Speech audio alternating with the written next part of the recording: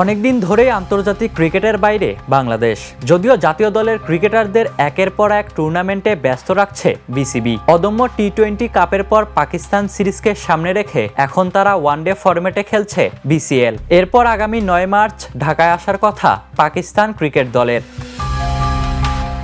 সূচি অনুযায়ী আসন্ন সিরিজে 3টি ওয়ানডে ম্যাচ খেলবে বাংলাদেশ ও পাকিস্তান। তবে এই সিরিজ নিয়ে শঙ্কার কথা শোনা যাচ্ছে।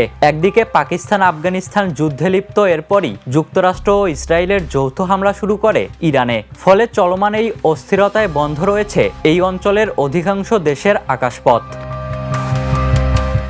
সব মিলিয়ে পাকিস্তানি ক্রিকেটারদের ঢাকাগামী ফ্লাইট নিয়ে অনিশ্চয়তা তৈরি হয়েছে। যদিও সিরিজ শুরুর এখনও যথেষ্ট সময় বাকি। আগামী 11 মার্চ প্রথম ওয়ানডেতে মুখোমুখি হওয়ার কথা দুই দলের। সে কারণে নির্দিষ্ট সময় সিরিজটি মাঠে গড়ানো নিয়ে আশাবাদী বিসিবি। গতকাল রাতেও বিসিবির সঙ্গে কথা হয়েছে বিসিবির এক কর্মকর্তা জানিয়েছেন, এখন পর্যন্ত সবকিছুই ঠিক আছে, নির্দিষ্ট সময়েই খেলা মাঠে গড়াবে।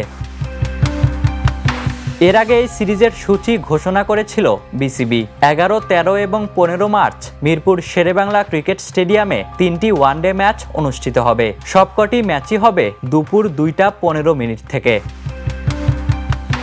Ishtiaq Mahin, the news.